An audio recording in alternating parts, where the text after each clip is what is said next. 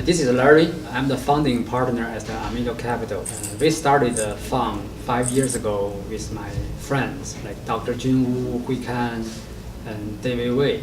We have been investing in data-driven company for 5 years. That's over 130 companies. 5 years ago, we also invest 2 companies. One is called StreamLab, who incubate the Definity. Also, we invest in SchoolChain, another blockchain company.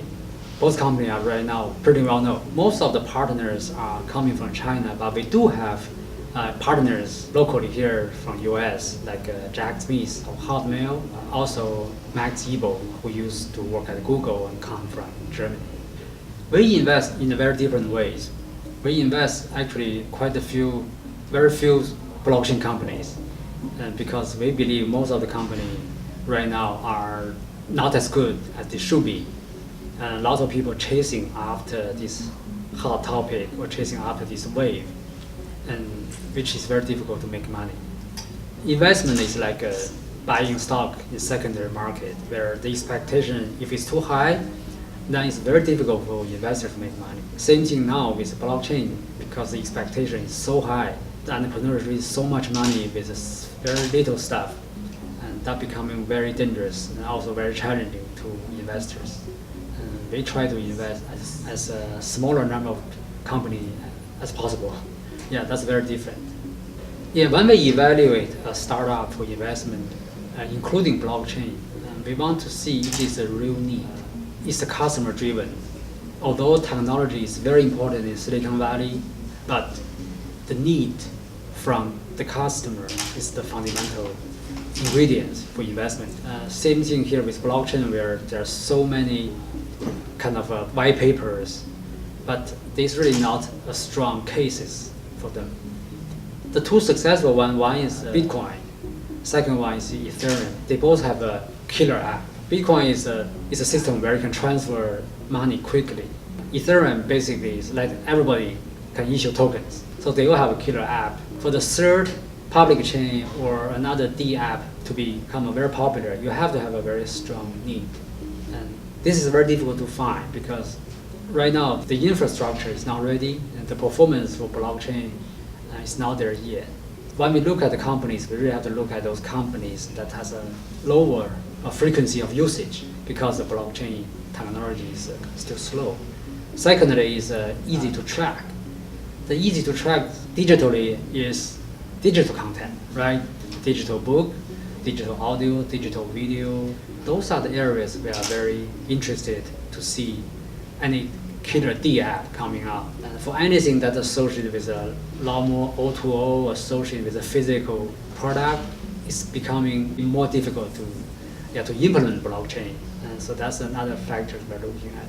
Third thing is all the parties involved in that particular ecosystem are incentivized to have a blockchain, or in other words, are they all benefit from using blockchain technology? If that's, then there's a case. Otherwise, it's just another white paper. So after we invest in Definity, in SchoolChain, we made a lot more connections, has built up a trust relation with many people in the blockchain community. So that's how we get a chance to invest in good case like OmiseGo, 0x, and those kind of companies. So it is the personal relation plus the long time relation that you build on the trust level that help us make the decision. We normally don't invest in anybody that we just know for a couple of meetings. That's the case right now for many investors who invest in blockchain. All they do is they hear if somebody else invests, then they will invest. If investment is that easy, then everybody will be a millionaire. That's simply not the case. Most of the time in blockchain community, you see some so-called famous people involved, but most of the time actually they don't put in money, which is very, very, very bad for the other investors. So we want to know those founders personally. If they tell us who else is investing, we will do the due diligence to make sure those people are fully involved, has less interest in it, not just a name put on the white paper. Blockchain changed a lot of things. One thing, for example, is changing the VC industry. So we are literally being disrupted. But for the people who are running a blockchain community or running a company, doing blockchain technology, there are a lot more challenges than traditional high-tech CEOs. As a traditional CEO, you can fire or hire anybody, you can get the money, you have a budget, you have certain forecast by your salespeople, marketing people. But in blockchain community, people work together loosely. Some people work for different companies for one particular blockchain community. And there are also many individual contributors. Some of them are from different parts of the world. Some are still part-time working as a professor. So to incentivize all those people who can contribute to the community is very, very challenging comparing with the traditional company structures. So you really have to have a very sound crypto economy design, which can really incentivize all the players within the community. At the same time, you really have a personality or some kind of marketing skills where you are on the go, like Watali or like Satoshi, right? So they get so much publicity by doing all kinds of things, which is necessary. Same thing here right now with any blockchain community. You really need to do sales, marketing, making alliances with different kind of partners. Those kind of skills is very critical. Plus, you have to know the blockchain technology really well. So it's a tough job. That's why most of the people will not be successful. It's a combination of economy, crypto technology, and organizational skill. From technical perspective, the real challenge is crypto economy.